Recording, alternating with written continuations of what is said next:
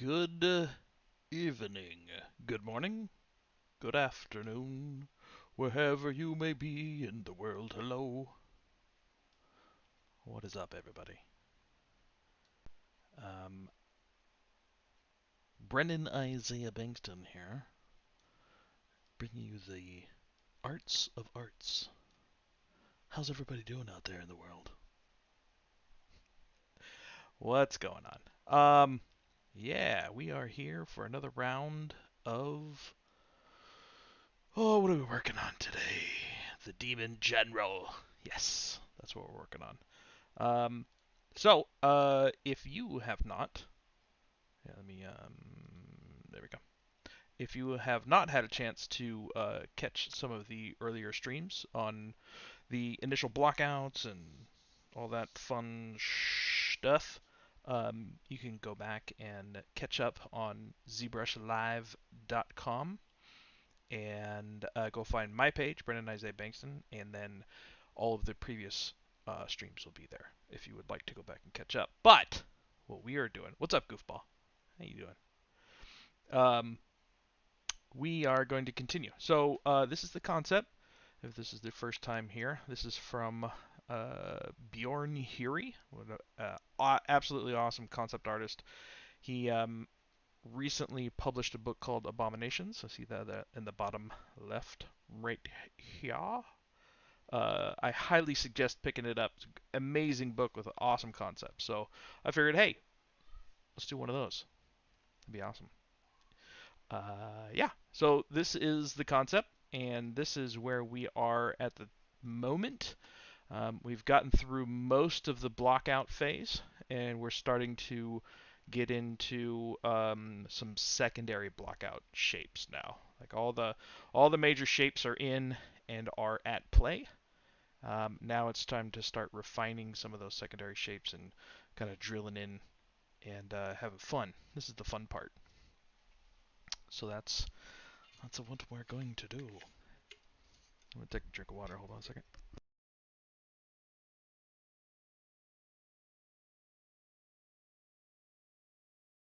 I finally decided to get a little streaming light so you can see my face a little better. Before I was always cast in darkness. Not anymore. Now you get to see this. This isn't what you're here to see. That's what you're here to see up there. Anywho, I just had my first coffee, so I'm a little gung ho. All right, so I think today we're going to work on the headpiece quite a bit more and start getting the head shapes, the eye shapes, and some of the secondary stuff going in the head. Since last stream, I actually went in and did a couple quick things. I added these little doohickey bob guy bros, and then what else did I do? What else did I do? Oh yeah, I updated the ropes back here. Last time I didn't have the rope brush, so I just went in and grabbed and updated those. So yeah, that's where we are. So let's jump in. Happy to answer questions about pipeline, about process, and all those fun thingamajigs. So I think first I'm going to work on the chin and the. Oops, make sure we're on this. So today will be a little bit more of kind of hunkering down and doing some secondary shapes. So it's a good time to chat about things if you'd like. We're just going to start working on shapes and shapeology.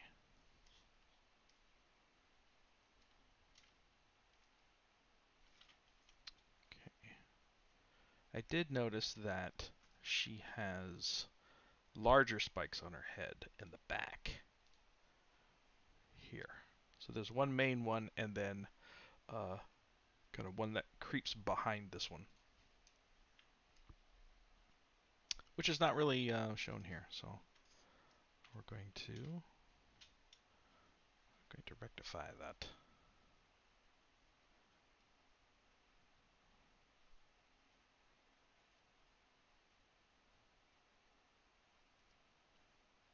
Sure. Sounds good. All right, let's see where we're at in terms of. I think this is okay for the amount of polys that we have, just to start getting some of those secondary shapes going. So let's get it going.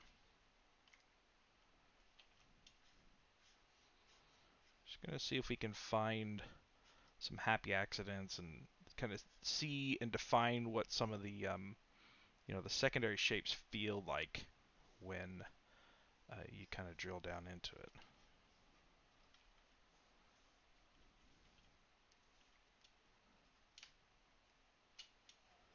So for me, this is the fun part, is just trying to figure out what that language feels like. Right now, I mean, we're kind of picking it up with the concept. So we kind of got like these parallel line thingamadoohickeys. So I think, obviously we want to do that, but let's see. Maybe we can use some interpolate through here. That might be kind of cool. Let's do that. Let's see what interpolate feels like. Interpolate.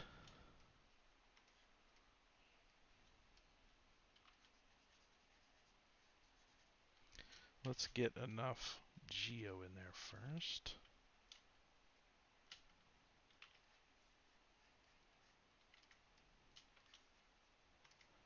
What is interpolate, do you say?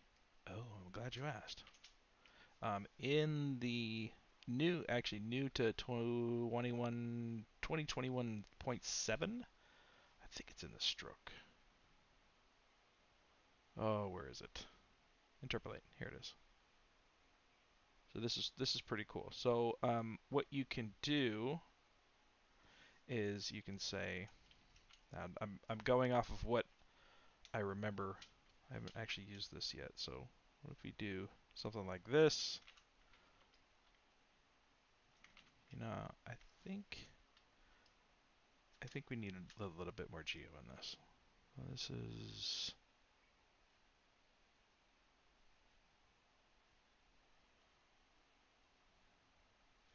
Let's just add a little bit with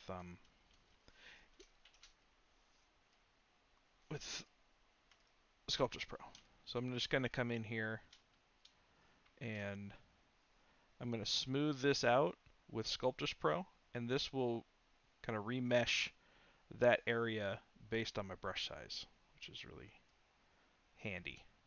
Handy dandy. If you don't want to, worry about the topology everywhere else and you don't have UVs, this will murder your UVs if you do this, so just be careful when you use this.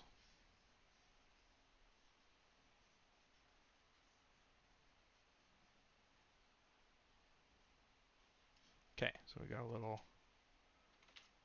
little extra in here, which is good. So let's go and maybe we'll do standard for now and just say,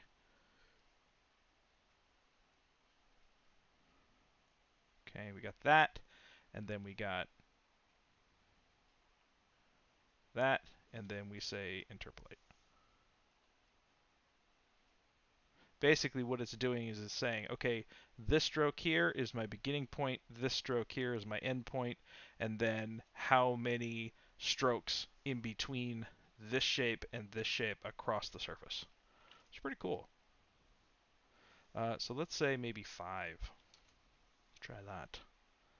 Interpolate.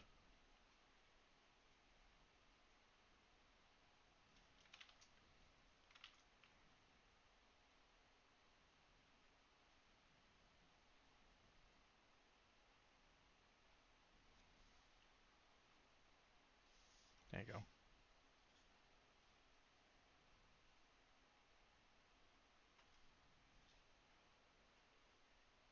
Let's just try.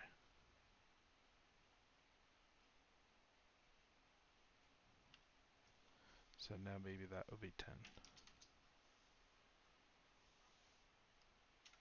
Oops. So it looks like you need to set the count first. Okay, cool. And then we can come in here and then do interpolate. Ooh, cool.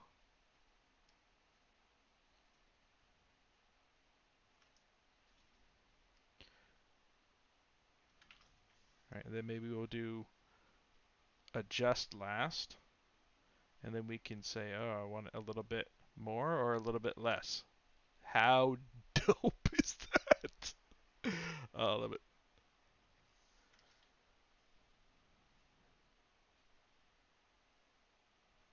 So this is a cool, quick way to do kind of repeating patterns, which is super dope. I like it. All right, so maybe we'll do.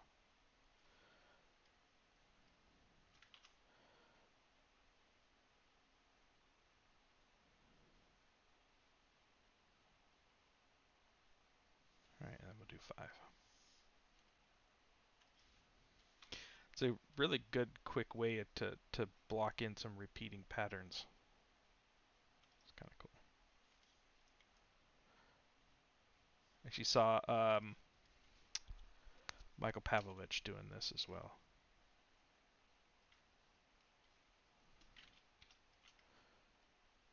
Then maybe we can.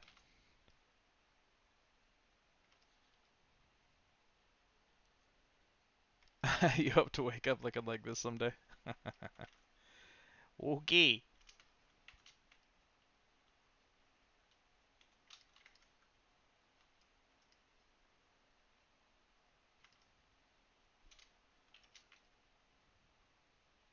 Guess what I should have done is did a little bit more.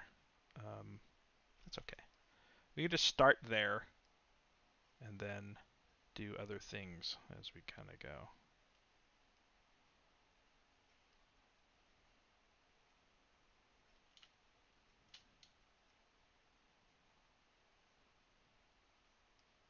The other thing that we can do too is you can come in here and use it. A lot of times things just get a little dicey and messed up.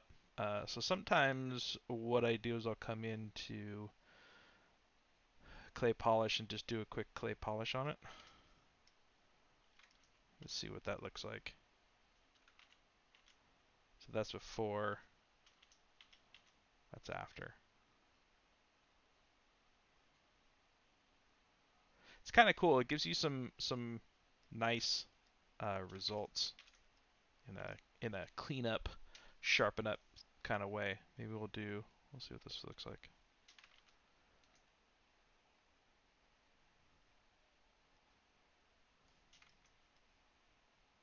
Yeah, I don't think I'm quite ready for that yet. So we'll continue here.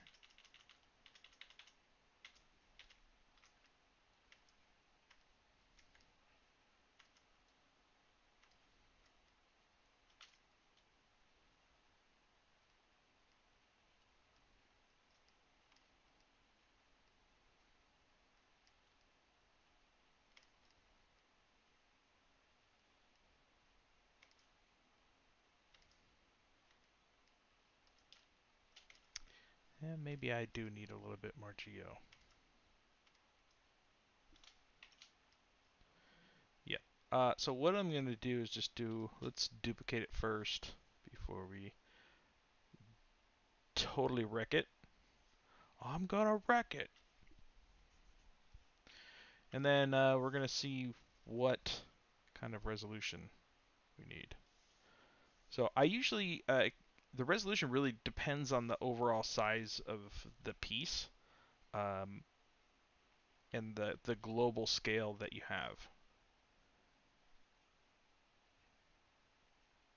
Yeah, I got to build that in a little bit, Rabs. Being able to, the functionality of being able to open the mouth. I think if this is hollow down here, she could have a little bit of room in there. But it's kind of fantasy art, so sometimes you just gotta fudge some stuff.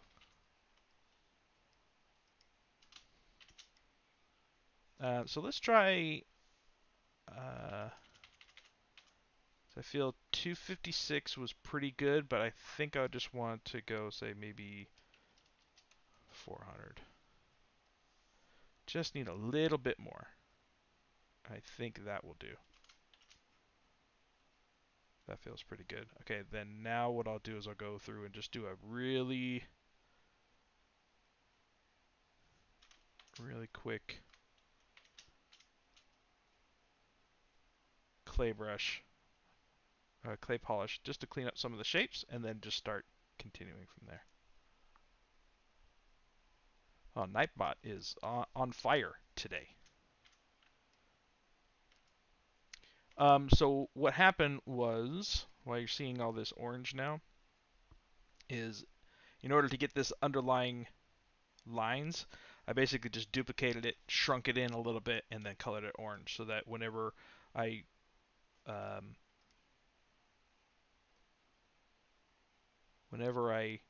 cut into the brown, it revealed the orange. So because it did a little bit of clay polish,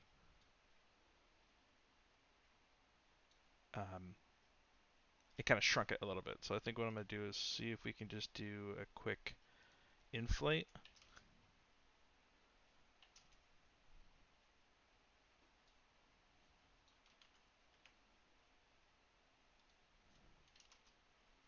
There we go. Just do an inflate by 1, and that feels all right. Let me just go back real quick and dig some of these back out.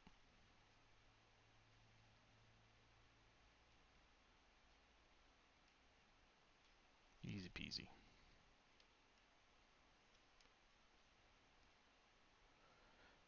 Now that I'm doing a little bit more surfacing and trying to figure all that stuff out, I don't mind upping the resolution a little bit. I could stick with a little bit lower resolution just to keep myself from going a little too far, but I feel like now's about the right time. Oops.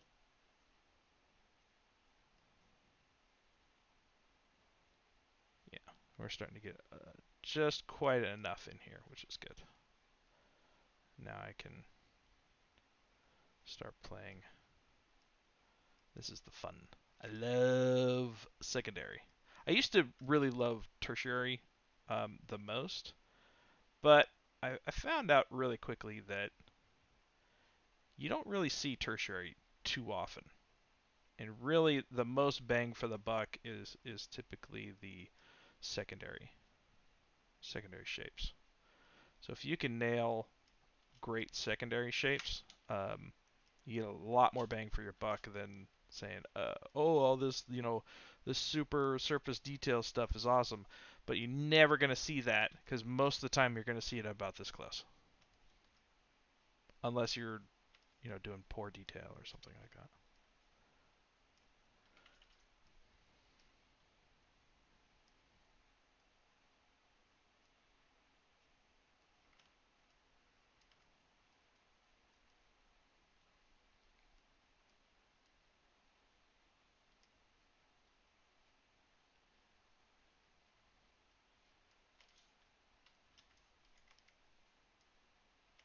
Okay.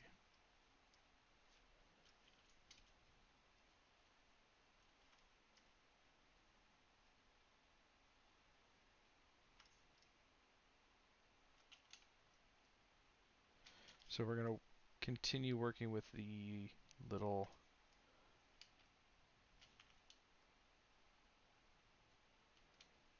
parallel line ideology here.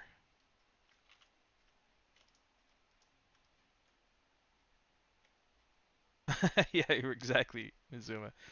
I mean, it's great to have picture perfect, realistic eyeballs, but and then you're like, well, I mean, do we actually see them? I don't know. I think the only argument maybe against that is saying, well, if they're modeled correctly, then the light being rendered on them should work up close, but it also should look more realistic from further away too. And you'll get that quite a excuse me, quite a bit.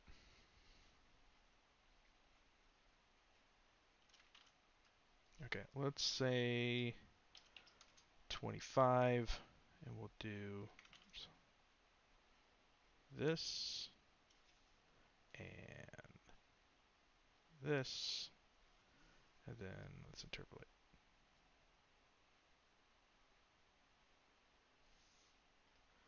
It didn't really work, did it? Maybe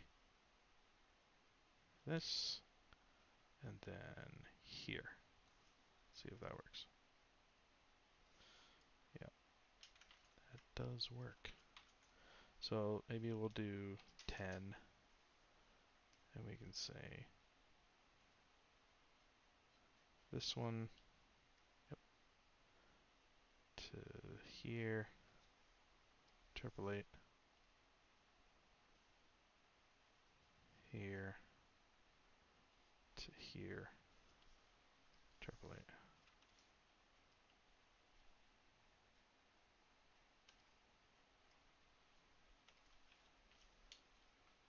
Maybe we'll do a little plane break through here. And then maybe just a little.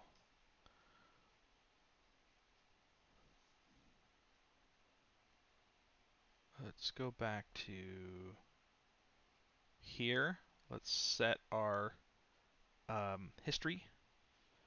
And then we come back to here. Then we go to our history brush.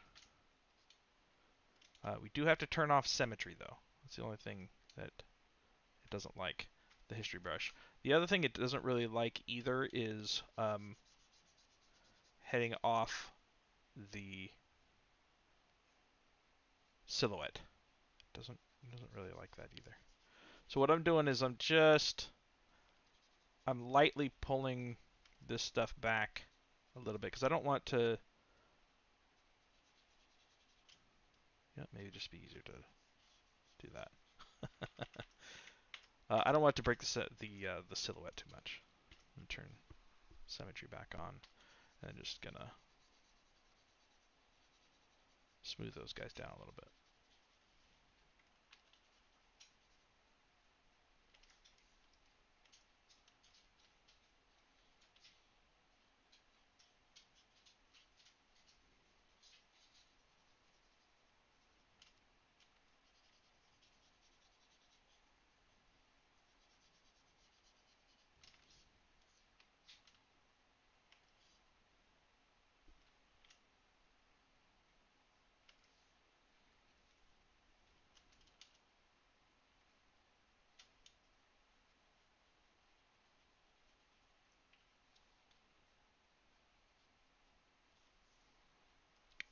Interpolate.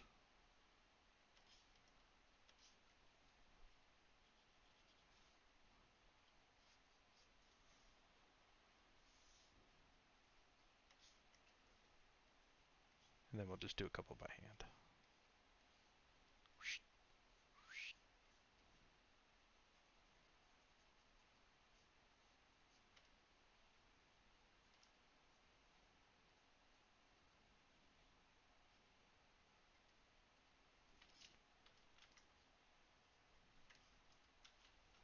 And then we'll go back in and pull this some down. Pull this some down here, some.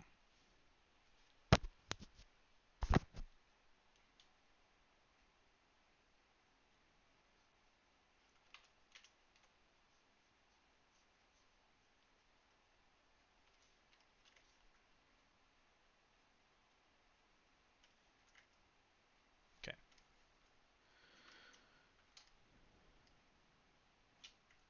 Let's look at these little teeth thing are kind of bugging me quite a bit. So let's work on those real quick too. What I'm looking at is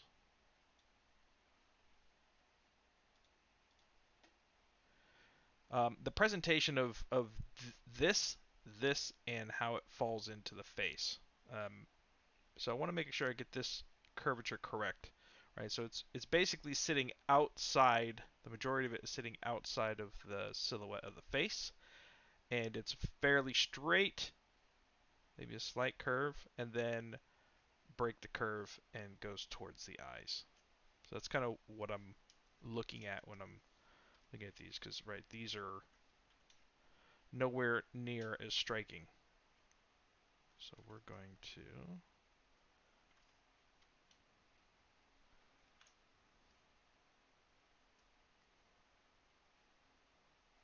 gonna fix that, because that's what my art director would say. Hey man, that's pretty cool, but this kind of looks like poo poo. So let's fix that up. Okay, so fairly straight, slight curve, and then majority of the curve is from the top 2/3 here, or the top third.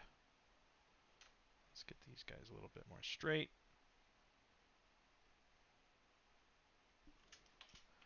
What are we looking like for Geo? Yeah, I think it's time.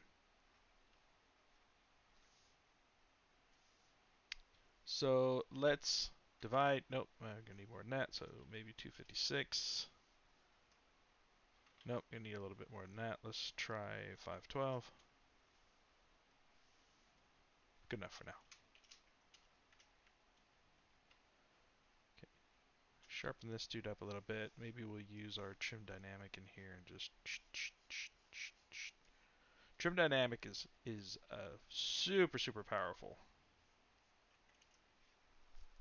Seabass, what's up? How you doing, man?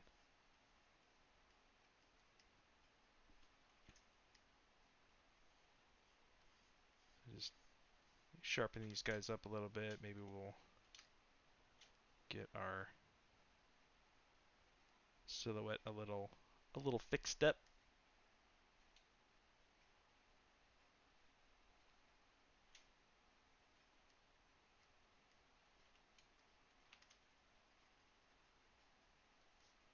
Okay.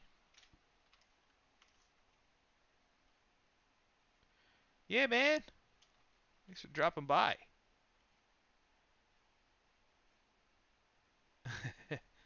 It's good catch your no, good to catch. Yes. How you doing, man?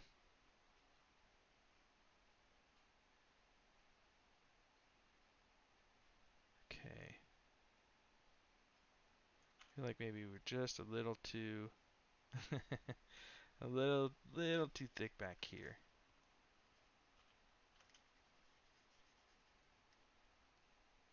Gavin, how you doing, man? Soppy soppy.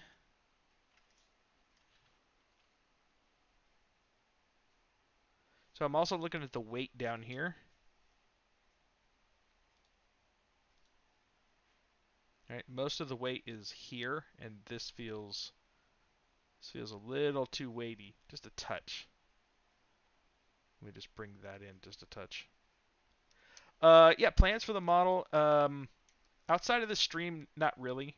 Um, I'd like, eventually I'd like to get it to a point where it's portfolio worthy, but we all know how much work goes into video game models after the high res is done. So we'll see if I have that much time in my personal life to be able to do that. I highly doubt it, but I need to start. I need to start kind of updating my portfolio with some better pieces. So I'd like to get her posed and kind of into Unreal and all of that fun stuff. That would be best, but I may need to go through some rigging refresher courses. I don't really know much of the rigging side of things other than do this and don't do this so that the riggers will or will not be happy. You're right. It's like, this thing is awesome, but it's a high res sculpt and it's never gonna live outside of that. Like, there's so much work that goes into it, especially. But luckily, this character doesn't have hair at all, so I don't have to worry about doing a groom or any crazy shikaka like that, which is nice. It's so much. Oh my god, it's so much. It could very easily take months. I mean, even if you're doing this professionally, there's many times when depending on the fidelity and the complexity, complexity, um, then oh, a print would be awesome. You're right, but I'm not. Yeah, the problem is I've gone down the um, well, I'm not too far down the video game pipeline rabbit hole yet. But I probably would have started earlier if I was gonna print with a pose and then built her that way. Right now she's pretty A posed out for rigging, so the rig for her would be a nightmare. It's like a clipping hell. That's great, guys, but the armor pieces are clipping everywhere. Oh yeah, pray and print it out. Yeah, I know, right? Um, yeah. Look at all this like underhang and like all like the negative spaces and stuff like that. You'd have to do pretty pretty substantial prep job for getting this to print ready. Otherwise, it's going to be a massive nightmare. I mean, yeah, it's all. I feel like this one's like complicated enough that if you were to take it to print status, that would be almost as much work as getting it game ready status. Let's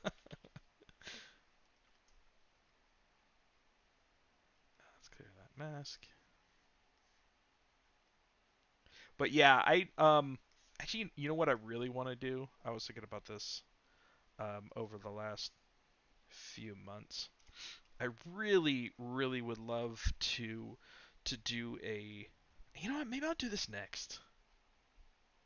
Anyways, I really want to. So I've been doing a lot of painting of Warhammer 40k stuff. And I'm like, yeah, these kits are awesome, but they just feel a little lifeless. I'm like, you know what? Maybe yeah, this one like this guy's pretty cool. This is I always forget his name. Fabius Bile. I think it was the name is. But yeah, I mean this one is posed really cool. But what I would really like to do is do some like collectible style Warhammer 40k. Fabius Bile, thank you. Bilus Fabius Maximus Bilist. But what I'd really like to do is do some like collector's style, like um,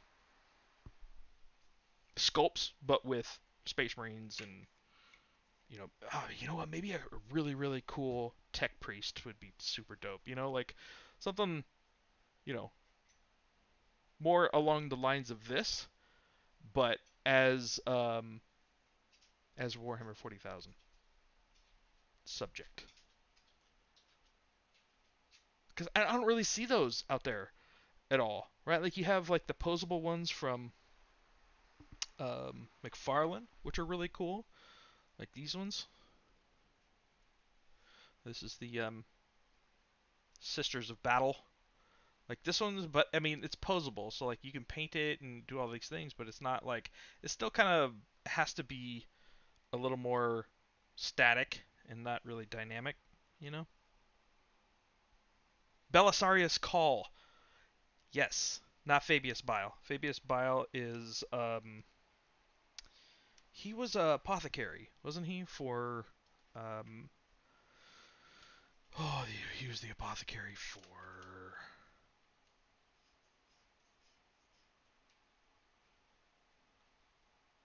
um for Horus, right? I thought that's what he was. Emperor's Children. Emperor's Children apothecary. Thank you. Yeah, not the Luna Wolves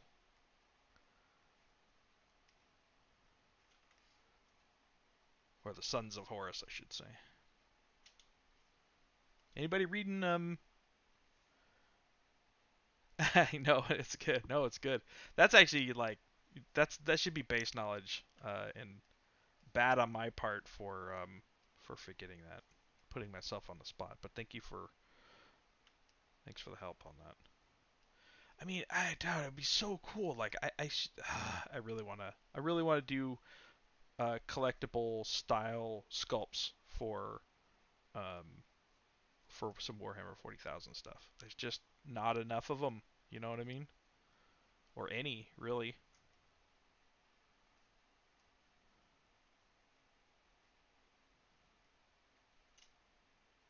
Question above. Did I see, how does intersection masking and the new bevel brushes work? Um, the bevel brushes, actually, I haven't even used them yet, but I could probably show you real quick. Let's see if we can get something. What would be good here? See if there's anything on here. I don't really have anything on here.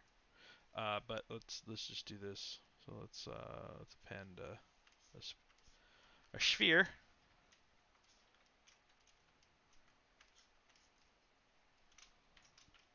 and then let's look at our bevel. So you just click and drag, and then oops,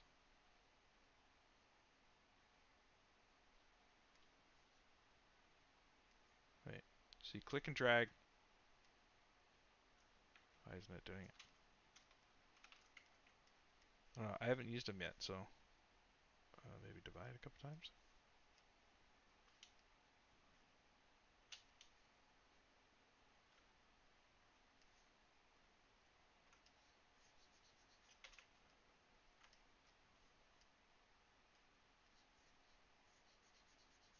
There we go. So you click, drag, let it set, and then you can bevel. Click, drag.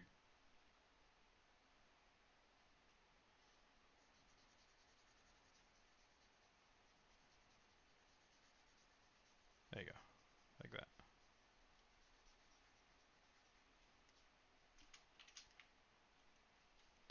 Click, drag, and then you your stroke has got to go back towards your first click. So what does that mean for anything else? Yeah, well, we can, you know, let's see if we can actually use that. Does it work with that? Yeah, there you go. That's pretty cool.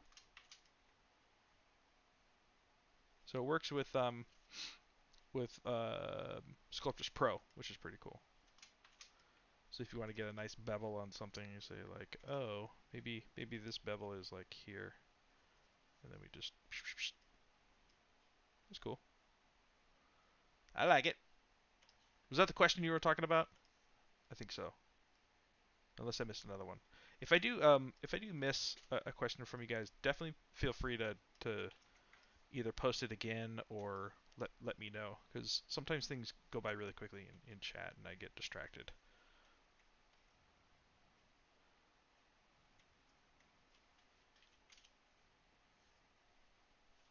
Let's turn this off for now. But anyways, I thought that would be kind of cool for another project, is to do more of print uh a print ready collectible, but Warhammer 40,000 style.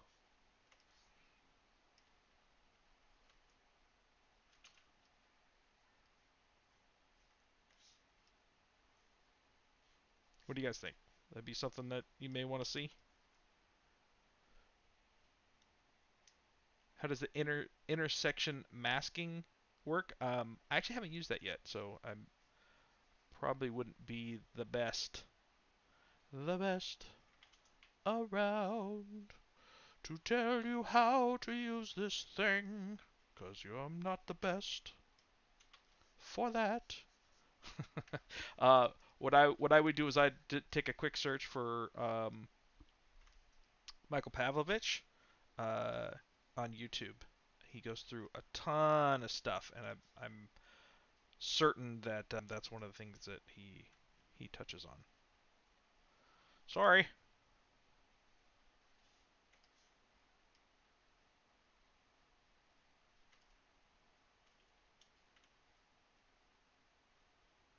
Okay, do we have? Let's clean this up here. Let's see if we can get some of those teeth things going well as too. Well,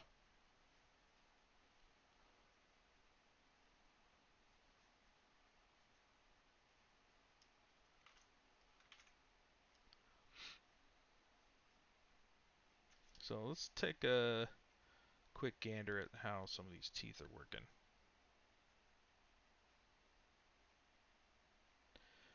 Looks like we can use some masking or something through here, but it looks like there's one layer here with a little bit of red in between, and then more of like a chin one out here with maybe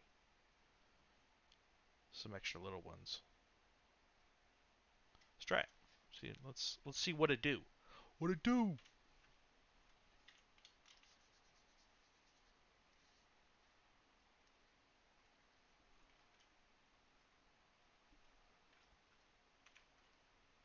Maybe just cut this in a little bit just so we can get a good downturn there, so that we see it kind of ducks in and it doesn't go straight. See how this kind of goes this way and the cheek comes in like this, and it just kind of, you can tell it's intersecting, but this one, it feels a little bit more balanced in there. So maybe we can even sharpen this up to touch.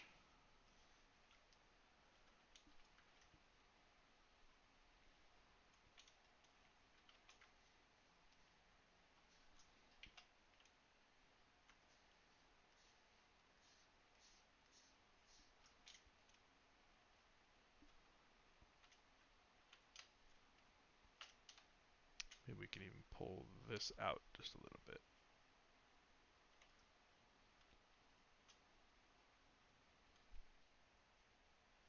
Okay, so here's my plan.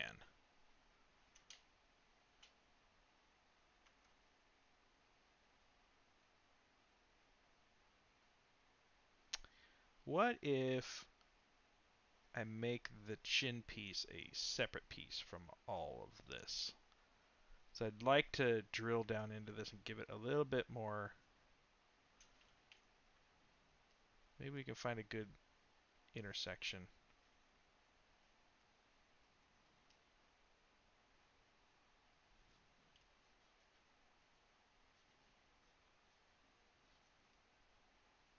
If it like echoes some of these like this.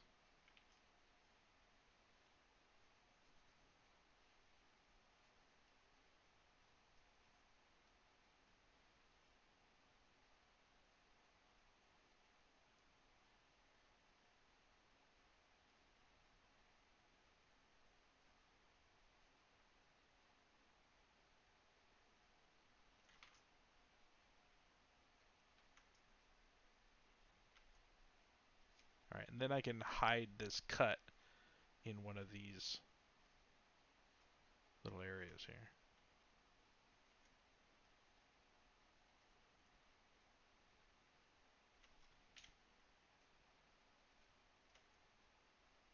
So then what I'll do is maybe I'll just come in here like this. I'll just mask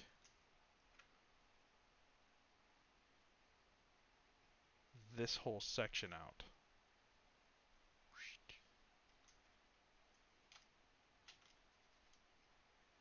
And then we'll just split that off.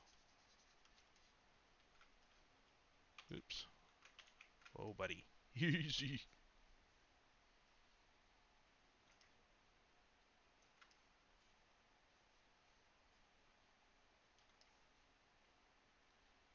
Like that. And then we'll do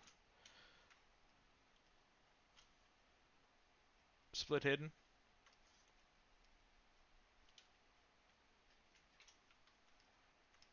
Go to this guy. And then maybe we'll just do close holes.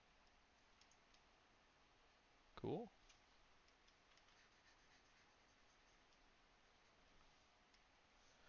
Let's do mirror and weld. There we go. So now we can do whatever we want to this little piece here. The reason why I do that is because I want to add a lot more in here, details-wise, to be able to support those teeth. But I don't necessarily want to remesh all of this out here at this point. So I think we can call that a separate piece. And then for this one, we'll do the same thing. We'll just do close holes. Again, close holes is in tool geometry close holes. So we'll do that. Let's do mirror and weld real quick.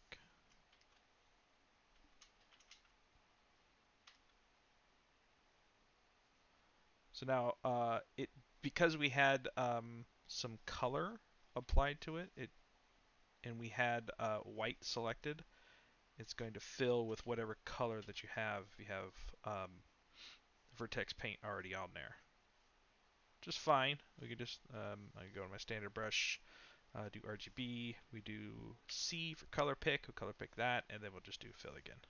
There you go. Hannibal. Holy moly. A blast from the past. How you doing, Han?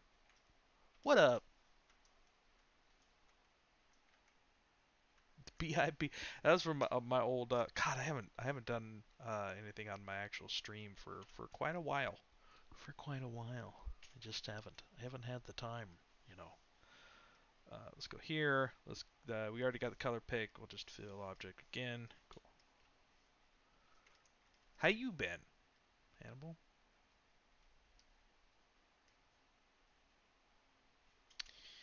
So let's do maybe 1024, and we'll see what that looks like. That should be plenty. Plenty. Yes, plenty. Plenty. Yes. Cool. Now what we can do is what I wanted to do originally. Usually, what I'll do is if I have a lower res Dynamesh, and then you upres it like this, and you still have some of these like jaggedy jags. I'll just do a quick clay polish on it, and just it usually cleans that stuff up pretty well.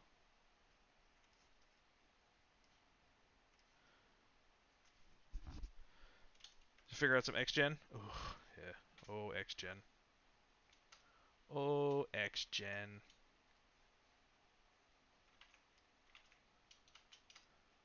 Maybe what we can do is just clean up a couple of these shapes a little bit here.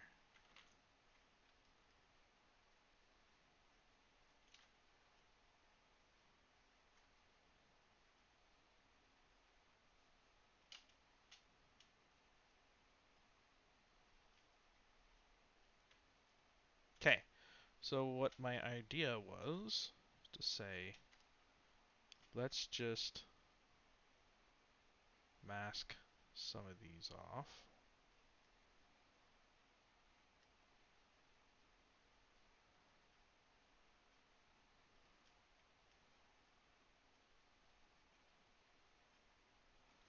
Like that. Invert the mask. And then we go whoop.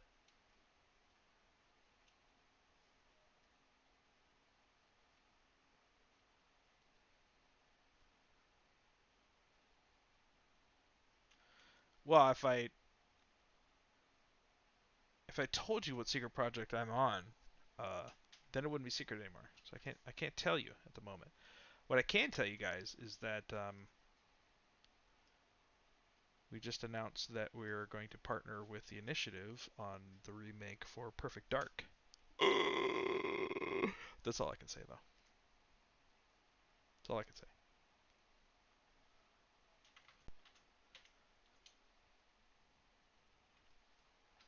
All I can say.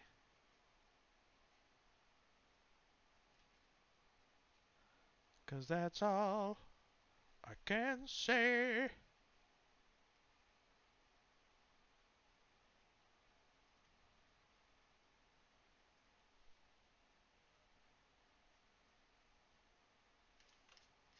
Okay, so we'll redynamesh real quick, and then maybe we can shape these bros up here. Some teefies. Teeth man.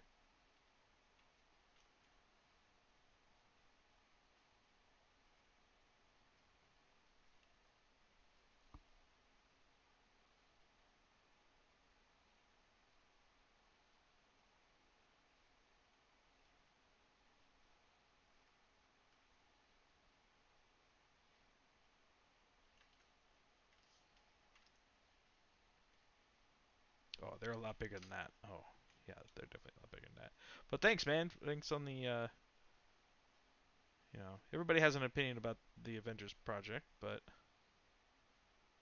I feel like from an art side of things, it was fairly successful.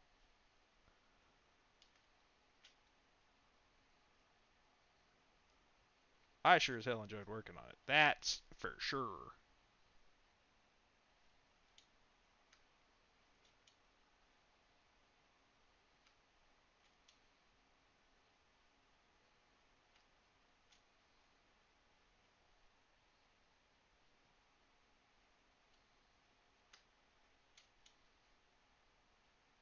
What's up, Logan? Logan E, Mr. Ben. How are you? What's up?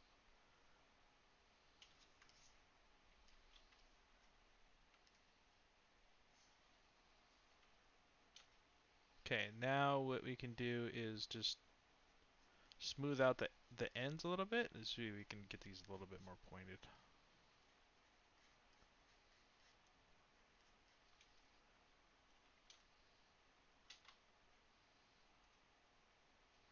And then maybe we can use some pinchy pinch.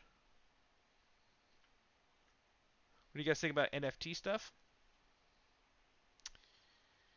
Um, I know a lot of people in the industry have made a lot of money on them, which is awesome.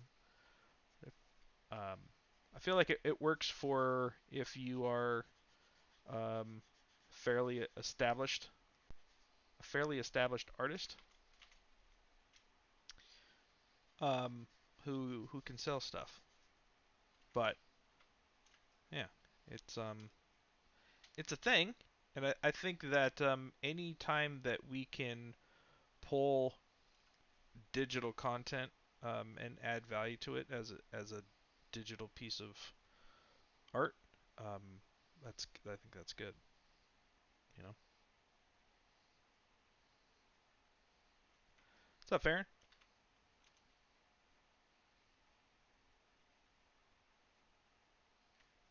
What's up, Josh? How you doing, man? Yeah, at work. Looked right. Oh, thanks, man. Yeah, absolutely. The stream will be posted on Pixologic's YouTube channel afterwards. Probably maybe later today or whenever they get a chance. Maybe actually it may be Monday before they post it. Um, but you could come back to Pixologic channel here on Twitch, and it may have the replay. What else? Later it will also be on ZBrushLive.com. ZBrush Live. That's fine. Delete that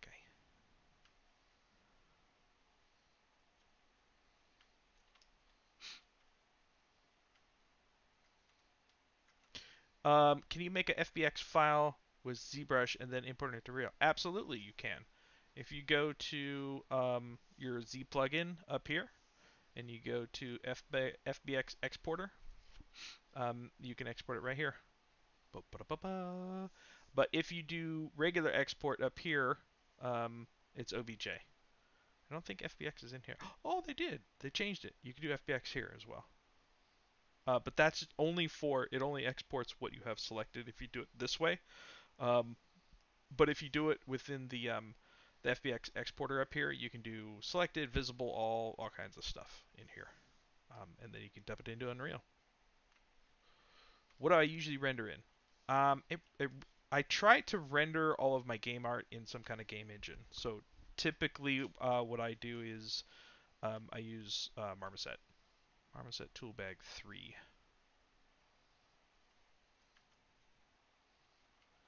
Oh god. Okay, so let's maybe we can get a couple more out here. Flip the script, and then we'll just pull these up.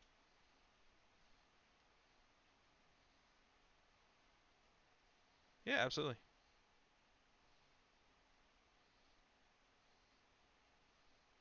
Did I answer your question? Farron? I think that's your name. I absolutely obliterate people's screen names, so you'll have to excuse me if I obliterate yours. Everybody has a good understanding of what they're good at and what they're not good at. And one of the things that I am not good at is screen names. I've just accepted it. It is not my thing. It's not my jam, as they say. Okay, so what we're going to do is we're going to create this orange underline underneath here. So I'm going to do the same thing that I did for this big piece up here, and I'll show you how I did it. So basically, you take this guy, you duplicate him, and then you say I'm going to color pick this because that's the color that I want. And then I'm just going to, I use my standard brush for all of my coloring just because I don't want to like accidentally change stuff with my other brushes. So anytime personally I do color things, I just switch to my standard. So we'll do that. And then what I'm going to do is I'm going to just cut, that's not the one, I'm going to use my handy dandy new knife. And then we'll just cut that off.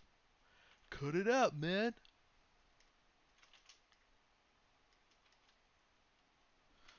Okay. And then maybe what I'll do is I'm going to go back to 512 on this one. I don't really need a ton of, or any really. Maybe I can just do this at 256. Okay, so some of you may run into this quite a bit where you're kind of fudging around with the resolution of Dynamesh. And you're like, oh, I was at 512, and then I want to go back down to 256. You're like, okay, well, I can't. Either you can turn it off, turn it back on again. It kind of does the same thing, but it's not updating. So all you have to do is just change the surface a little bit. So what I usually do is I'll just smooth something and then do it, and it will do the thing. Yummy, yummy, yummy.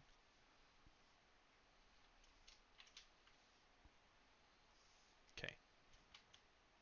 Oops. Yeah, that's all I really need, and it's gonna live underneath this. So what I'll do is I'll go in and do a inflate, but opposite of inflate.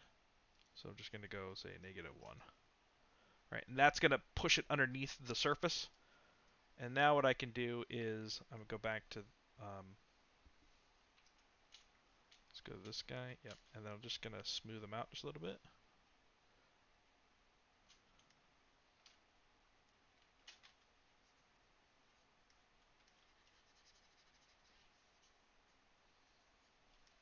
Like that. And maybe I'll just push these in by hand here. Right, now what I can do is I can come to this one and just dig in some of these areas, and that should show. Of course it's not right now. will in a second. Haha. So I'm just using it just underneath the surface. That way I can control them independently and dynamically.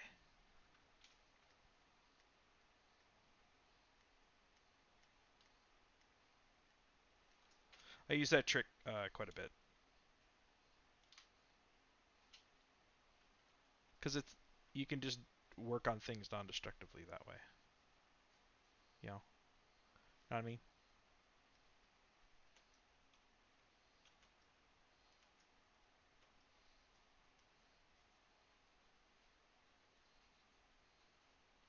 And then if you need that surface up, just pull this guy, up like that.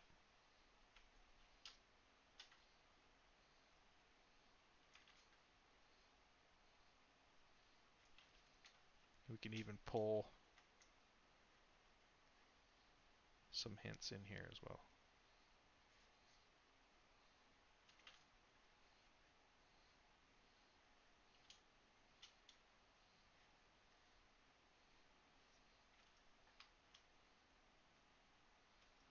Not too much though. I don't want to go crazy.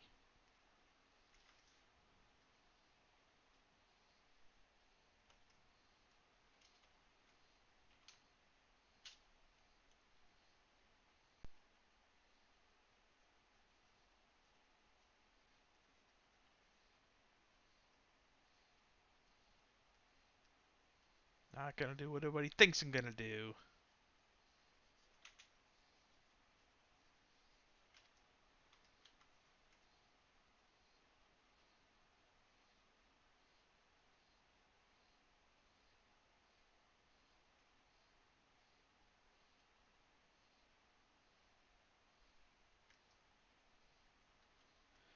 See, the nice thing too is that now I can adjust this stuff pretty quickly.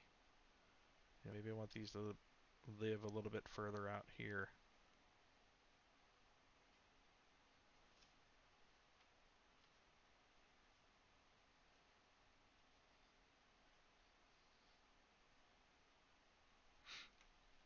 Do you know sculpting is easier to learn by yourself than learning UE4 by yourself? Uh, I think each one of them presents their own challenges. Um, I also think that it depends on your experience. If you have more experience with, in-engine type of things, you may pick up learning Unreal easier than if you have zero sculpting experience and you try learning sculpting. But they're very very different. Um,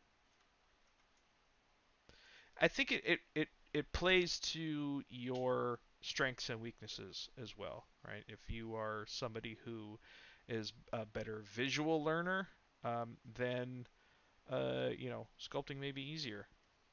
Do you know your anatomy? You know, yeah, it really depends.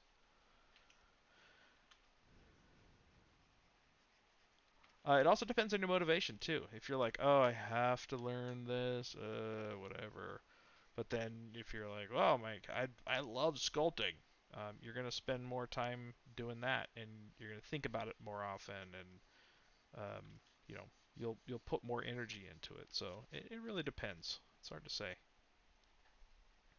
What's up, Sean? I'm a 3D artist planning on my own short webisode series about a guy who harnesses the powers of darkness and pain, fight crime. Sounds like, yeah, cool.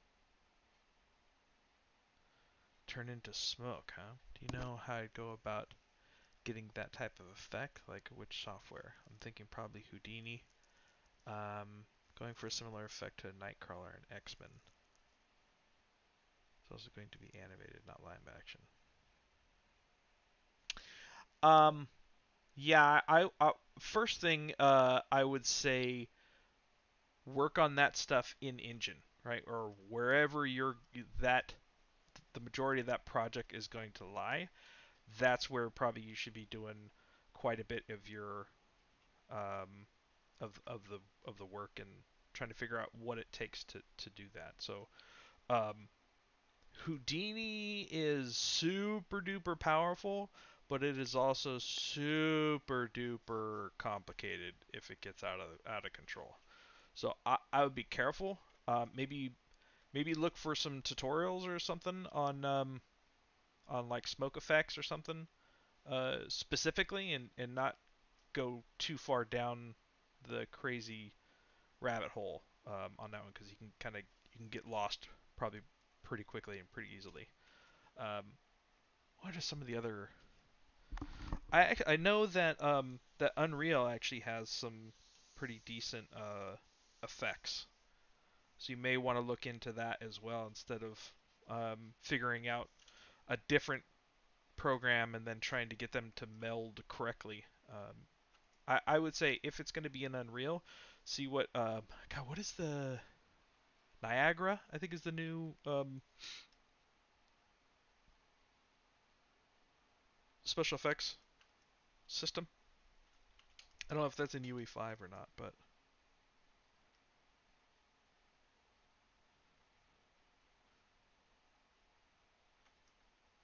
what's up, Abby? Thanks. Tips on how to get some cool rim light effects in PBR.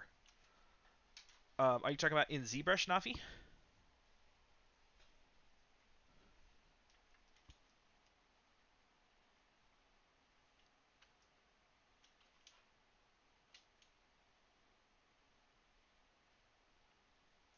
Yeah. What I would do is when you're set to render, I'll just do it super quick here for you. You go into light. What I would do is say, okay, set your render the way that you want it to. What if you're looking to get rim light on a static image? This is one of the good ways to do it. So you just do a quick render like that. You're like, okay, this is my main render. So you come into render, and then you go BPR pass, and you just export these guys, right? So this is your depth and all this type of stuff, right? So when you render this one, this is your main color one. Or is this one? One of these two. That's shaded or composite, either one. Um, but that's your main light render. And then once you export that, make sure that you don't, like, maybe you just lock your camera so you don't move this. And then come in here and click once on this, and that will put your light behind you. And then you can just go, oh, this is, maybe I'll turn ambient down. And then I do kick off another render, and then that will be your rim light, like this. And then you export this guy, and then you set that to a different layer in Photoshop, like a screen or an overlay. I forgot which type it is, but that's how I would do your rim light in a static image. If you're looking to do it like dynamically, to just have some kind of rim light going on while you're working, then you can just turn on a different light, put that to where you need to, click once, maybe that goes to the back. Maybe I'll turn this one off real quick, and then this one will set to like 1.5, something like that. Turn this one back on, and then now you can work with a rim light on. You can see right here. So that's one way too. Like if you are working on something that you can't see the shadows very much, like you can't see, um, you know, the back or something. I would just use a secondary light to help give those a little bit of extra pop.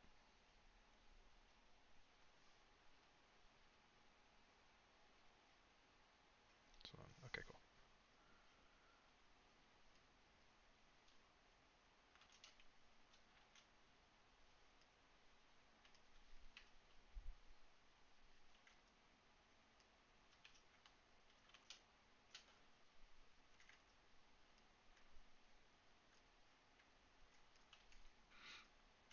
Thinking.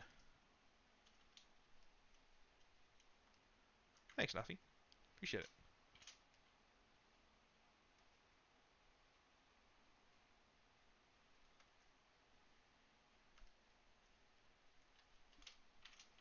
we'll just continue kind of refining some of this stuff in here.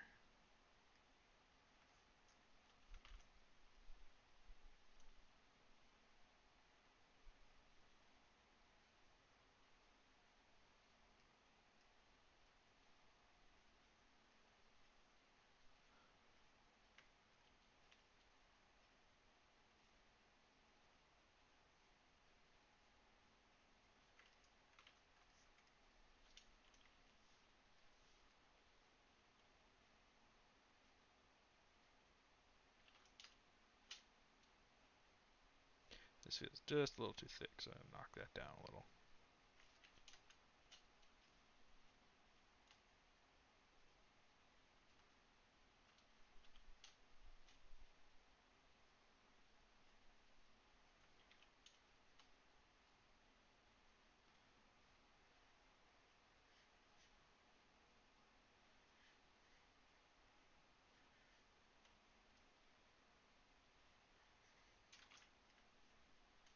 Okay.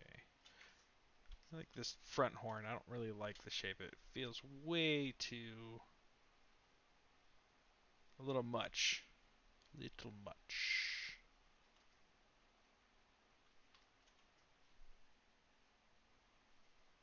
That's a little bit better. Use some trim dynamic to kind of sharpen this up a little bit. I love trim dynamic.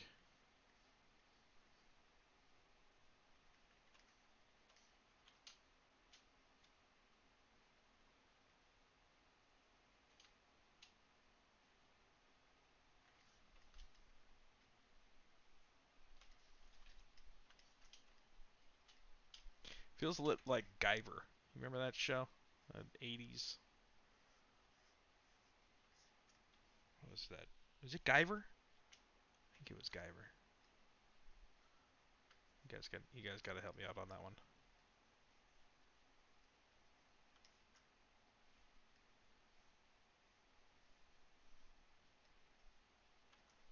Carlos, what's up from Spain?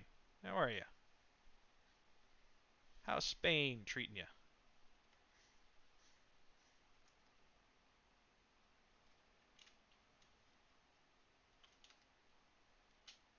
This one's a little too... I'm just going to pull that back. Give it a little bit more shape there. There we go. Starting to come together. Oh my gosh, it totally reminds me of Guyver. Zoenoids. I gotta look at this now. Hold on. Guyver? How you spell Guyver? Guyver, right? Yep, I'm totally right. Check this out.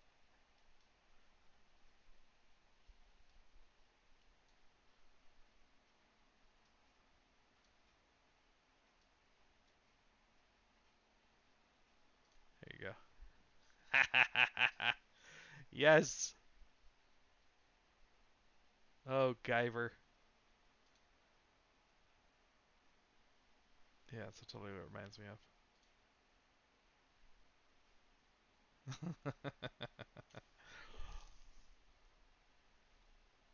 Alright, we'll try to make it not look so much like Guyver. That's hilarious. I used to love this movie so much. God, that takes me back. Ah, yes. Ah, yes. What's up, Za? Maybe what we'll do is we'll play with, let's look at the concept real quick. Maybe what it does is it actually comes forward quite a bit more. More like a unicorn style than this. Maybe it actually comes kind of out more.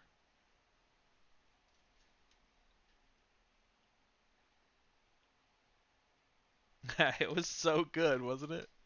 Oh, I used to love that movie.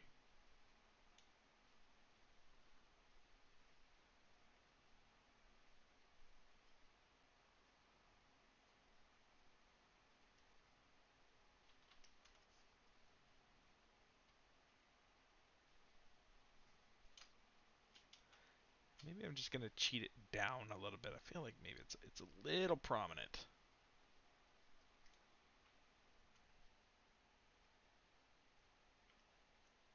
Oh, if you haven't watched Guyver, just make sure that you're in the mood for like a 80s like sci-fi.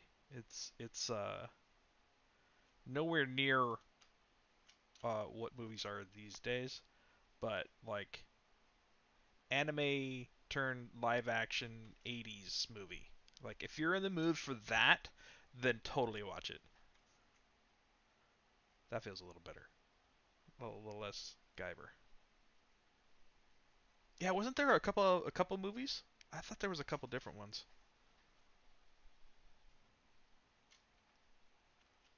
Wait, Mark Hamill was in the original Guyver? No way. Was he?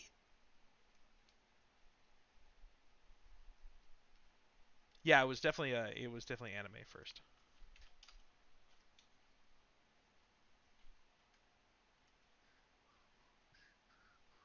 I got you know what? Speaking of anime, well, it's not really anime. Is it anime? Would you consider Studio Ghibli anime? My daughters have been watching Totoro lately. We just watched it this morning, so I got that song stuck in my head.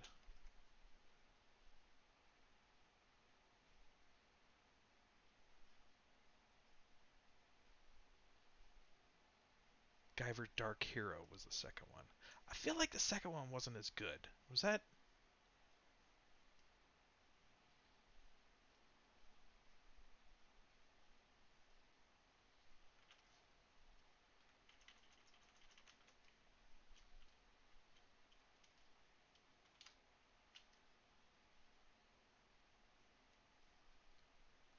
I think maybe this needs to come forward a little bit more.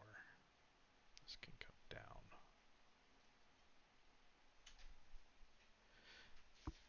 Yeah, the anime was pretty good. I think I remember watching the anime after watching the live action movie. I was like, wait, what is this? What is this crazy craziness? I am. The other one reminds me of is Jim Cotta. You guys remember that movie from the 80s? God, I used to love that movie.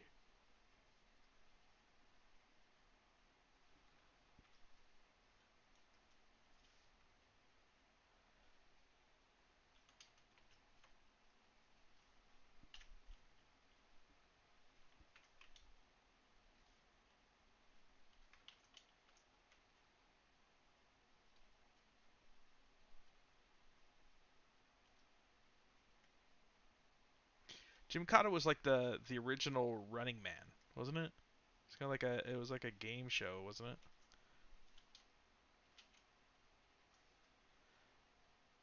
Or did oh man, I feel old now. Did Running Man come out before that? You guys remember Jim Cotta?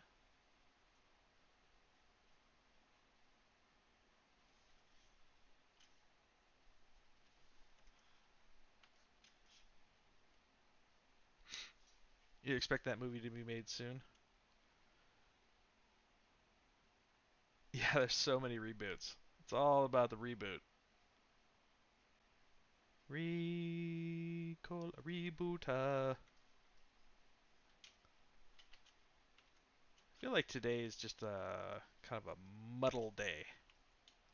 Just muddle around and have some fun.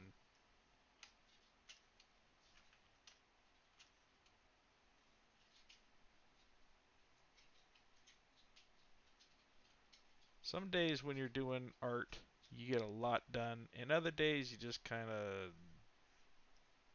fart around a little. I feel like that's one of these sessions. The fart around session.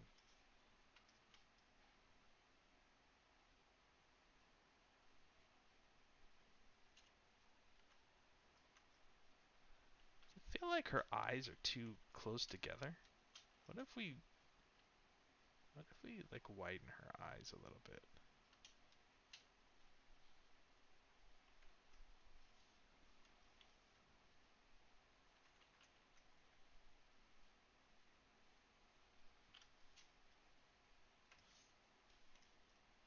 That actually feels a little bit better.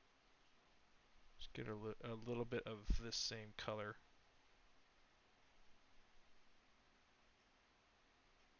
Just to block out some of the overall.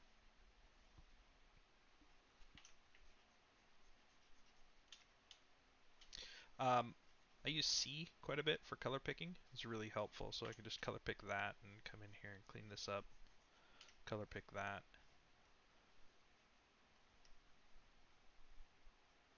Just clean up some of these edges a little bit.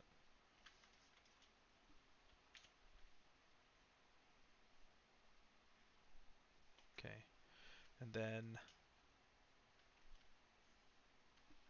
oof, why is that? What happened here? Oh man. Oh man.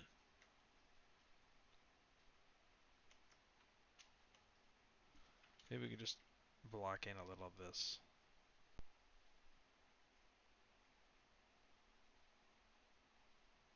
Again, this is nowhere near final, but it may help just to land the overall feel a little bit better. Something like that. And then color pick this one, and she's got, oops.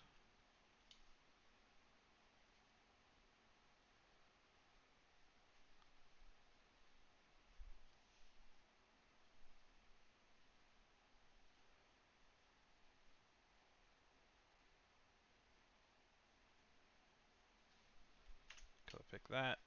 Clean this up just a little bit.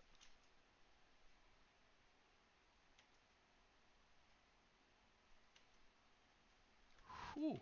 I don't know, something happened with the face. I'm not sure. Why? Am I working on the wrong head?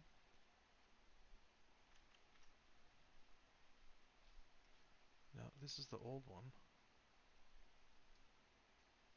And I pulled it off of that one. No, this is the right one. Whew. I gotta go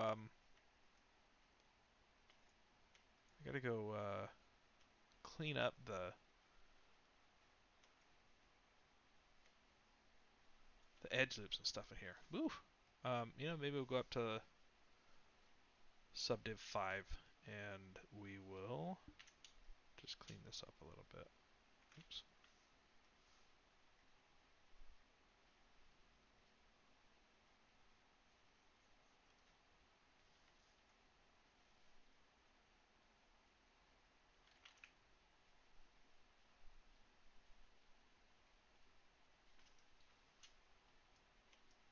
Okay, then we'll color pick this.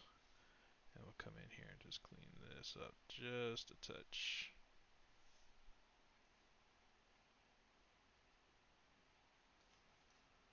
Get a little design there.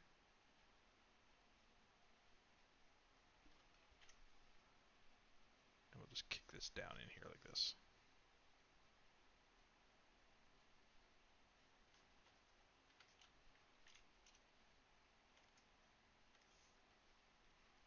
It actually helps the overall presentation a little bit better.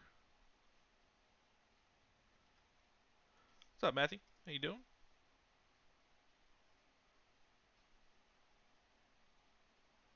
She's getting there.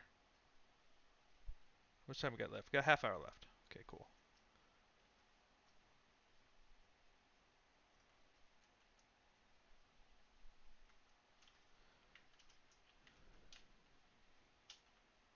Okay. Let's see if we can get a nice little knife edge on this one. Trying to sculpt a miniature. Haha. I love me some miniatures. What kind of miniatures are you working on? And thank you, by the way.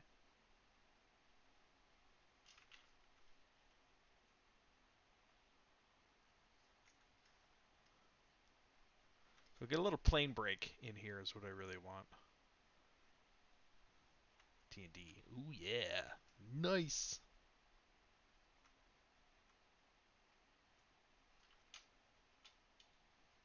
Sculpting it? So you making and printing your own stuff?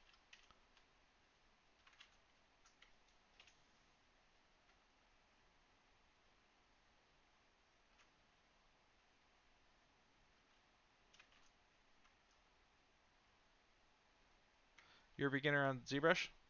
So am I. Just kidding. I'd say I'm probably intermediate.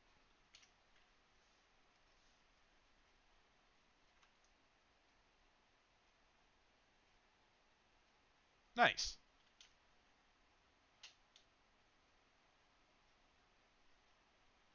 Oops.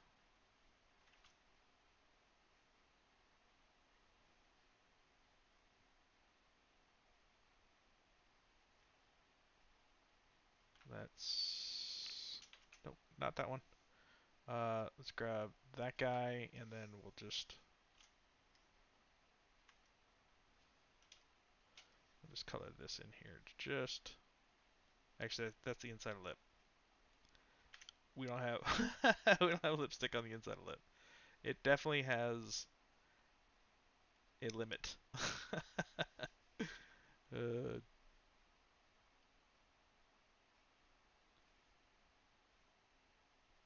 Something like that.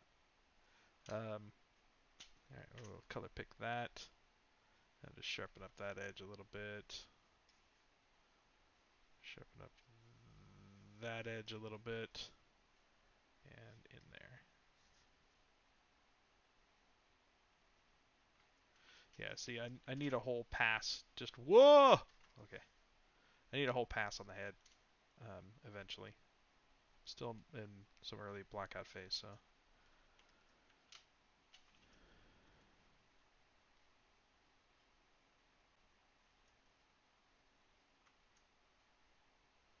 Sure, shoot, man.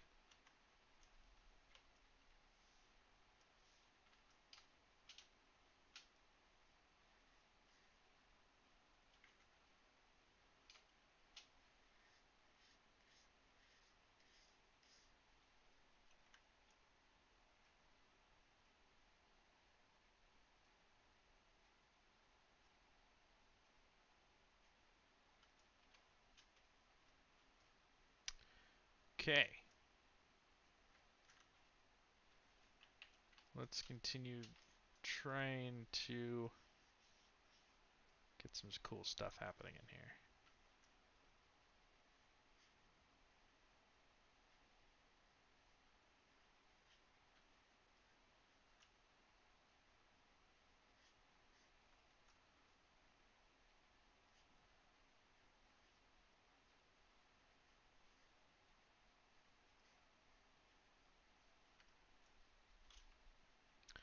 Advice on tutorials frequently said to use perspective view, but I often realize that it is more convenient to work without. Do you work with or without perspective view? Um, if I'm doing overall like this type of work, I definitely want to look at it in perspective. But if I move to like creating some pieces, like some geometric pieces, I'll switch to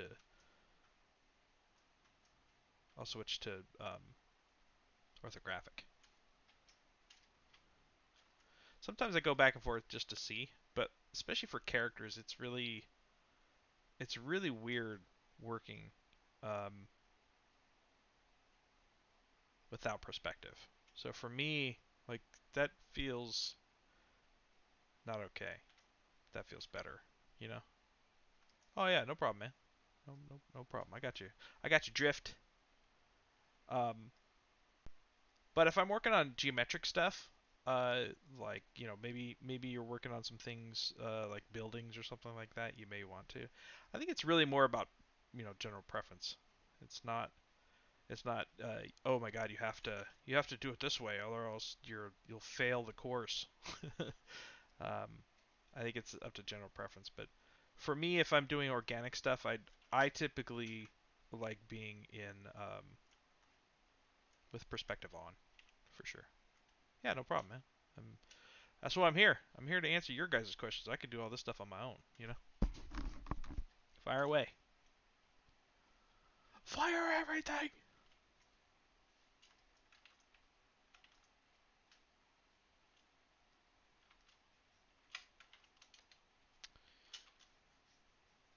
Clean up some of those edges a little bit.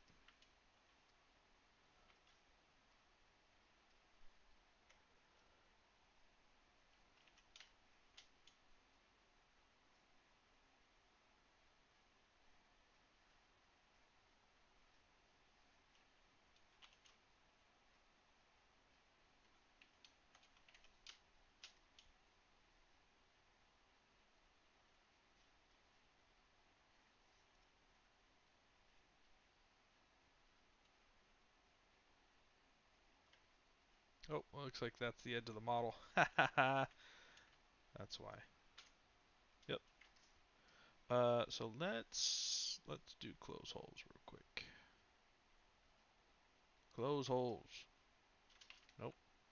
Let's do delete hidden. Close holes. There we go. And then we'll color pick that, and we'll do a fill object. Okay, cool. Then let's just clean this up real quick. Totoro, Totoro, Totoro, Totoro.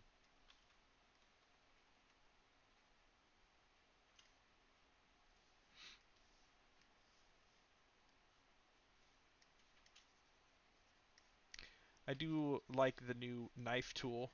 It becomes really, really handy. Um, what you see, it's what you see is what you get, which is really nice. Whoop, cuts it exact. Love it. The only caveat is that it only really works on a closed mesh. You have a tattoo of Totoro?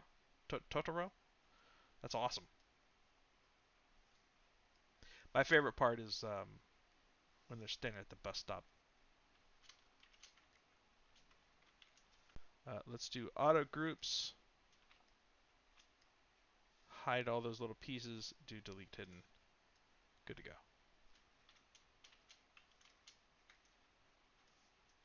Oh, that's a cool way to change the color real quick. Nice. Yeah, the headpiece is pretty massive. I actually kind of want to cheat it back down a little bit. Like I almost want to just go. Oops. Let's go to. You may run into this as well too, where you don't have enough size, depending on the size of your model. So you can actually change the the maximum draw distance if you go to preferences, draw, and then you can turn up your max brush size. So sometimes I'll, depending on the size of the model, I may do that. So now you can get it to be quite a bit bigger here. So I'm thinking, maybe if we keep the shape, we can kind of cheat this stuff in a little bit and keep the overall presentation.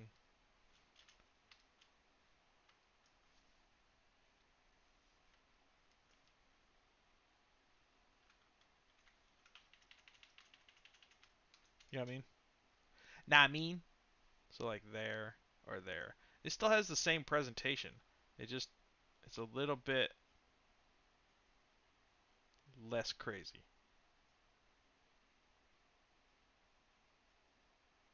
Yeah, you can go into the Scale Master and do the Scale Unity for sure. Um, Depending on if you do that, I would save it first. Save it yourself a copy, because depending on how many subtools you have, you may get into some trouble.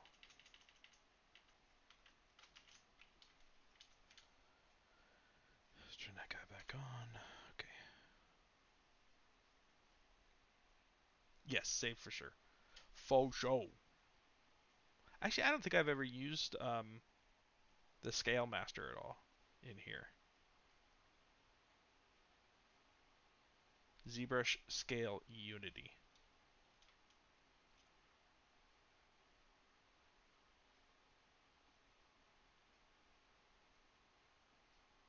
Hmm. Yeah, I may look into that. Or what you could do if you want to just kind of get. Usually, what I do is I'll just append some of the um, just the standard little blocks, and that way you can get an idea of how big or small your particular scale is. And then what you could do is you could just use the pizza boxes and then just scale everything. That's actually probably one of the easier ways to do it. So you could just go. Wait, let me save it first. Let me save it first. Let's do Save as.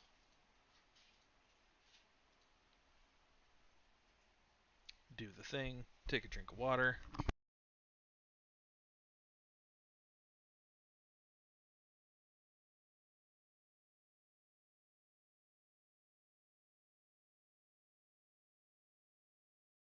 Yes, definitely be careful of hidden things. But you could do it this way. Oh, excuse me. Where you use the pizza boxes and you just select everything, and then maybe deselect this guy.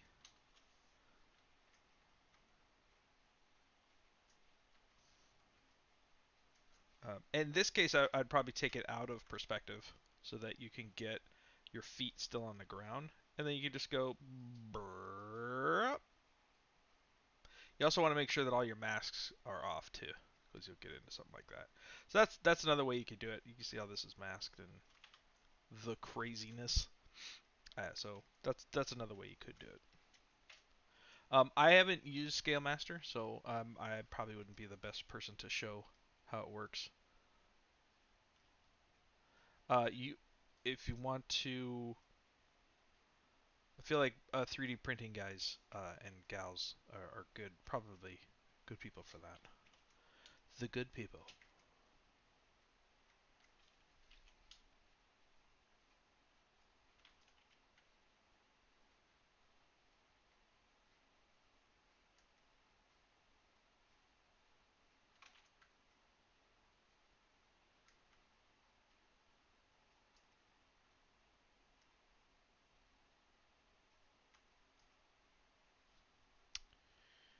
All right. Oh yeah, I'm working on these guys.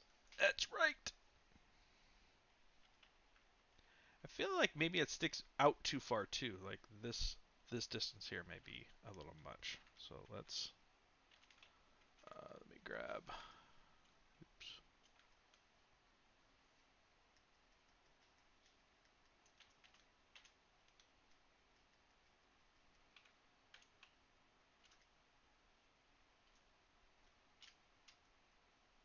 Just bring that in a bit more.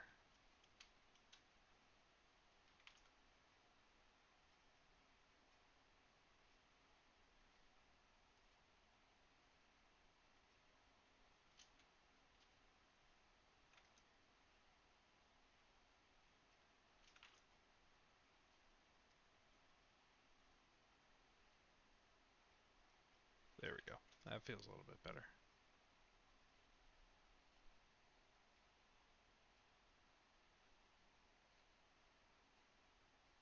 Yeah, it's starting to come along. Um, let's let's just continue.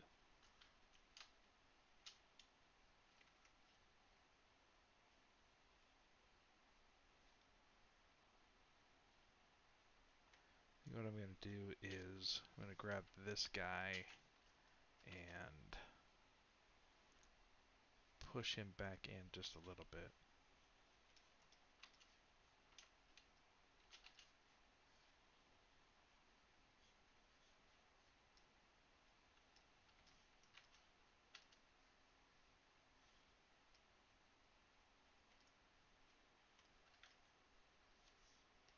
Data mesh. Clean that up. Cool. I'm just going to push this back in.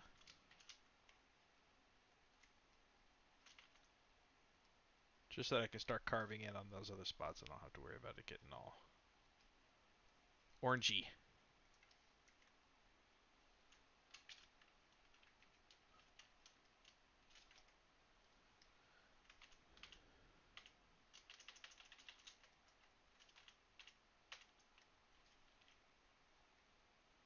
Alright, so let's do some more.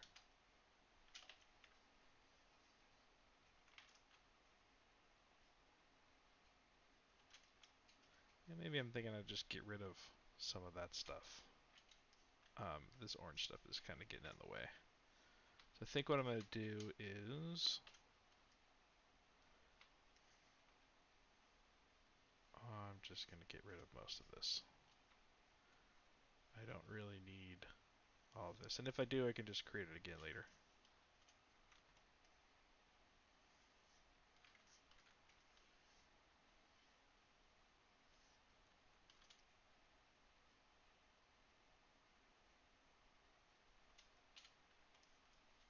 Alright, we'll do delete hidden, close holes. Color pick, fill object. Maybe what I'll do too is I'll just cut these guys off here.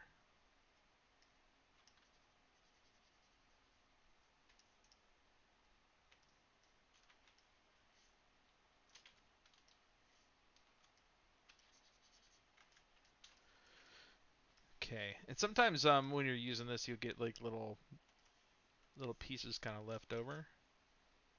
So you can just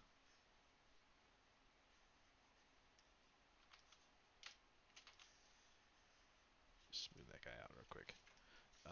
We'll go back to fill object, and then what you can do is do auto groups, and then just hide everything else, and just do delete hidden. Okay. Now that we got that out of the way,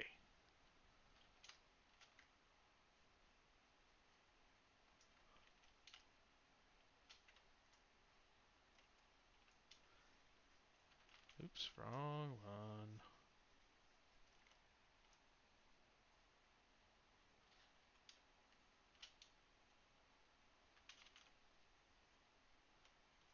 I thought I got rid of that guy. I did not. Whoa. That way we can just mirror and weld. Get rid of that. Easy peasy.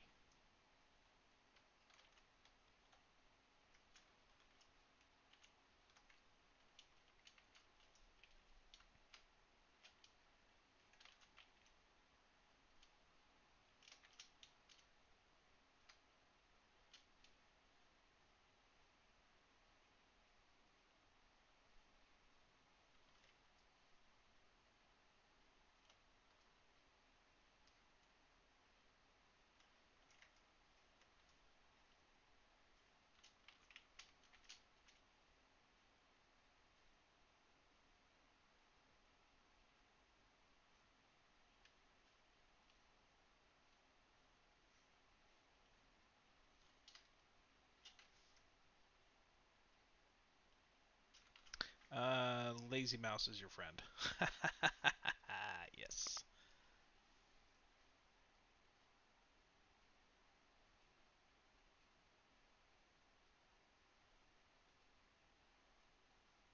I'm gonna run into a problem there. Sorry, we can clean that up. Ah, yeah, looks okay.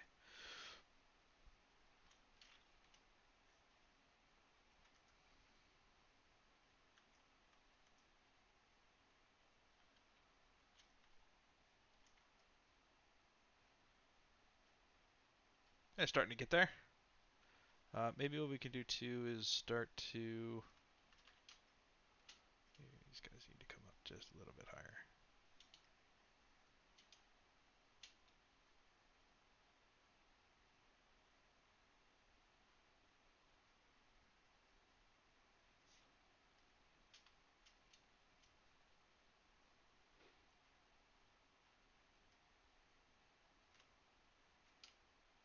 Get out of here, ear.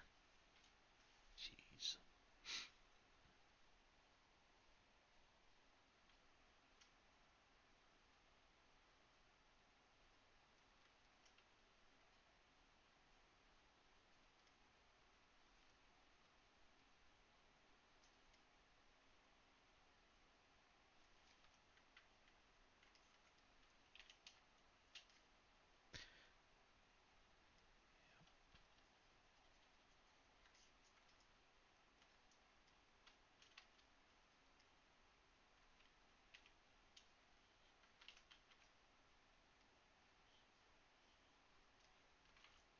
Let's try this.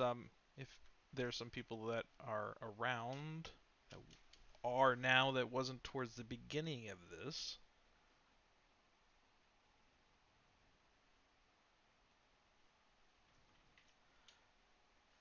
Let's do, we go down to stroke, and then we'll use interpolate again here.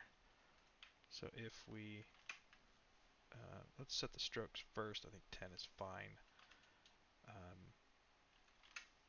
Go to standard, turn off add. Actually, you know what? Instead, maybe you can use the slash brush. So if we go into brush, we come into slash, and let's use slash one. See what that looks like. Oh, that doesn't look very good. No, it's slash two, I think. That's the one I wanted.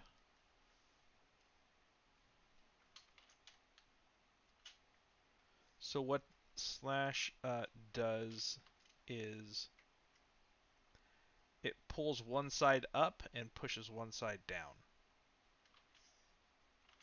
which is pretty cool. So if I use, all right, so that's what it does. So it creates myself a nice little like ledge that kind of works okay. And then maybe, let's see what that looks like. So we got interpolate ready. Maybe we'll go, oops, turn my intensity down. Okay, we'll start there, and then we'll go to there.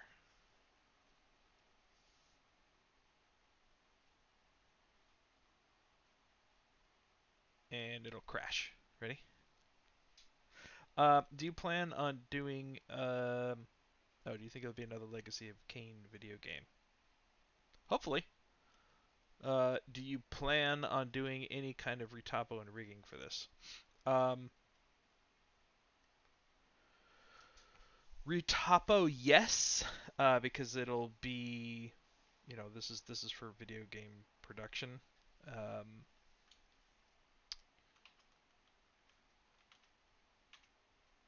Rigging, probably not. Rigging is not really my forte, if I may.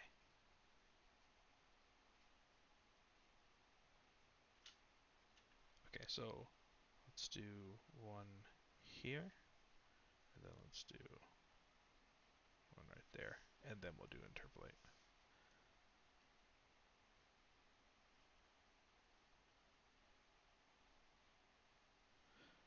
Sometimes it's faster to just do it by hand.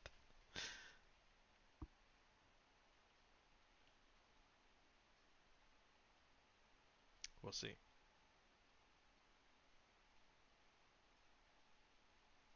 Come on, ZBrush, do the thing.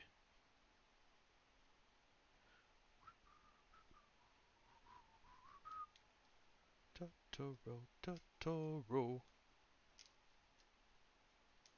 Come on, ZBrush, do it.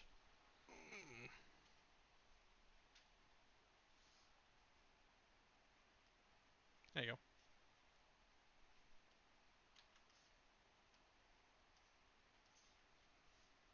Let's see if this is even worth pursuing.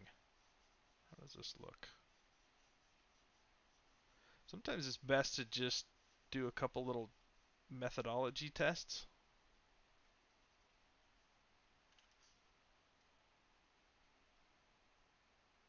All right, so this surface lives quite a bit differently from what this is. Are there creatures that you find particularly annoying or boring to sculpt, like animals? Um, Actually, I don't do many animals. So when I get a chance to do an animal, it's actually kind of fun. More for me, I like it because, um, especially if you're doing like mammals, it's really cool to see how the same skeletal and muscular structures are between different types of mammals. I think that's just fun for me. All right, so let's just do standard. I think it has to do with the content or the context. Like, is it a fantastical animal, or is it just like, oh, I have to make a parrot? You're like, okay. I think the more fantastical it is, the more fun it is, at least for me. It really doesn't like it when you do anything between these two.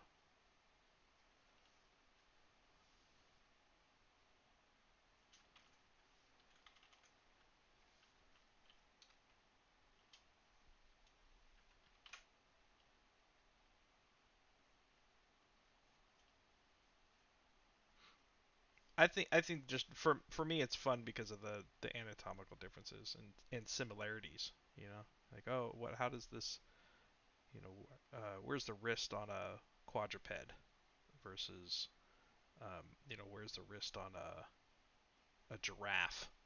You know, how do horns work? That's always fun. It's basically teeth.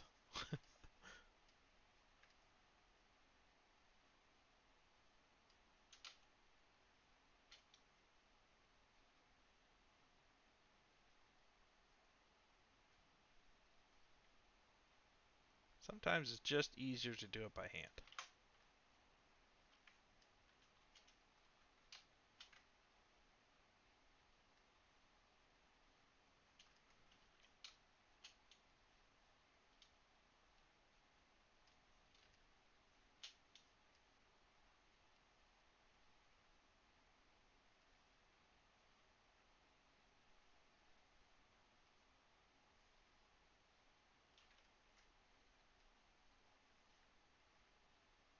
All right, I think we're about ready to wrap for the day.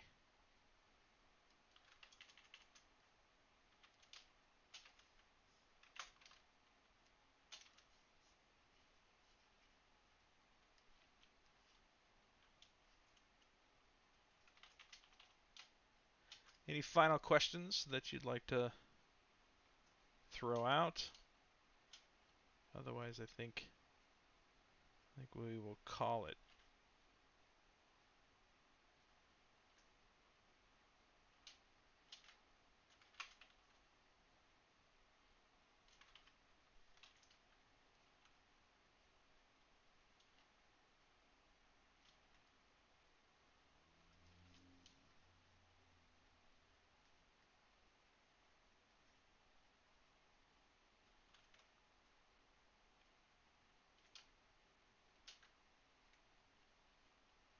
I may, in between now and the next stream for this particular character, I may go in and do some exploration stuff and see kind of where I want to take some of these shapes. Noodling is fun, but I don't know. Is it really worth streaming noodling time? It is fun hanging out with everybody, but maybe it's not always the most exciting times.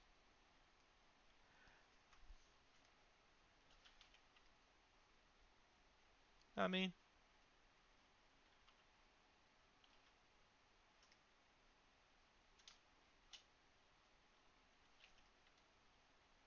yeah, clean all this stuff up too. Doesn't really look that good. Yeah, I think that's probably good for today. Um, we just kind of muddled around a little bit and did some shapes and stuff on the head and the teeth. We did do the teeth in there. Um, yeah, and we talked about Guyver. Can't really go wrong with a stream talking about Guyver. All right, ladies and gents, I'll probably be back a couple of times next month to be continuing to work on this phantasmical creature lady, demon general. But if you would like to go back and watch it from the beginning, you can. If you'd like to, you can skip through to all the fun stuff. But yeah, if you go to zbrushlive.com, and go to Brendan Isaiah Bengston's page. You will see all of the previous stuff there. Or you can go to the ZBrush Pixologic YouTube page and find all the other people's um, past streams on there too. So lots of good stuff. If you're not following the Twitch Pixologic channel, give it a follow, and there'll be a lot more awesome artists coming up soon. And also don't forget about the ZBrush Summit coming up next month. I think it's late October. So yeah, I hope you guys had fun. Hope you guys learned a couple things, but most of all, I hope you were inspired to go make your own cool stuff. So you get out there and you make some cool stuff, like Brendon told you to. All right, everybody. Catch you on the next round. Thanks for coming by. Later.